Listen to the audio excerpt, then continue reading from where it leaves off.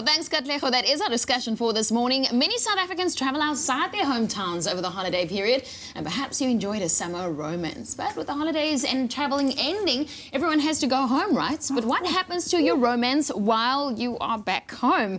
So with the current statistics showing that 40% of all long-distance relationships end in failure, we're talking about this morning, and we are also hitting the streets to find out.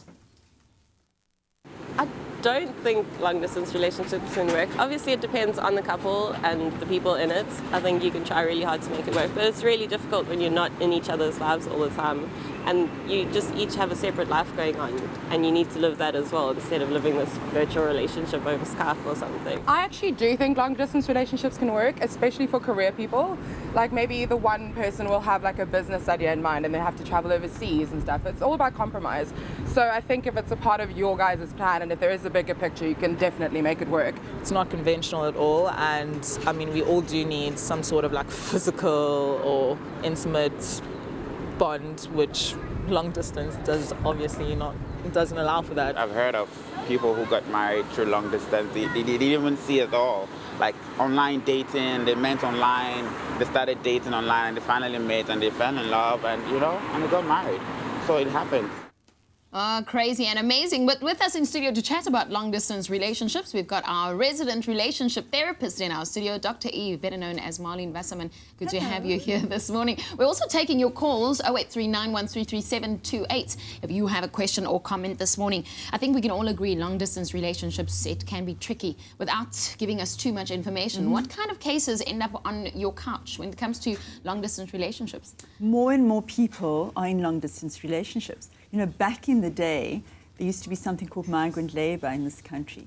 And men used to go and leave their wives or partners and go to the city to earn money. And they really set the tone for long-distance relationships. They had their own rules, I would imagine, around having a city wife and then having a home wife as well. Oh dear. Yeah, that used to be, really was the fabric of South African culture of, this is historically how we were. Things have changed tremendously with technology. We now have another almost revolution of relationships. So people can go into long-distance relationships in a much more elegant way than back in that time, because back in the time, there wasn't technology. So you would see your partner like once a year or twice a year or something. Now, it is so easy. You just kind of turn on Skype and you feel like you've got a real-life relationship that's going on. Does it really bring us closer? I mean, when we look at long-distance relationships, breakup seems a lot higher than when you geographically live next to each other. I mean, do people who live near each other stay together longer, really? I think it's just because you get into a pattern of routine and familiarity, being together, and also you've got supportive community.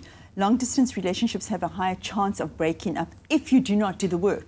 But they also can be much more satisfying than somebody who's in bed with you every single day. You can have much better communication with somebody who's far away from you. And that's what my research showed me when I did research into cyber infidelity and looking at how people behave online. And it's research that I continue to do, looking at how we communicate with each other in our regular relationships. And when you're in a long-distance relationship, you really give time, which is no distractions, uninterrupted, to this person. If you're in a regular relationship, when you're talking to somebody every day, you don't really spend a lot of time, you may not spend a lot of time actually talking to them face to face. And so you go through your routine, and just because you take for granted that that person's around, you don't really consciously have a relationship with them. In a long-distance relationship, you set aside time. I'm going to be talking to you this time, we're going to be Skyping, we're going to be texting. There's a consciousness around maintaining that thread of relationship, which can be very positive. Well, I must say the team here on the floor, most of us are listening, some are giggling, and we want to hear from you. 0839133728. Do you have a long-distance relationship?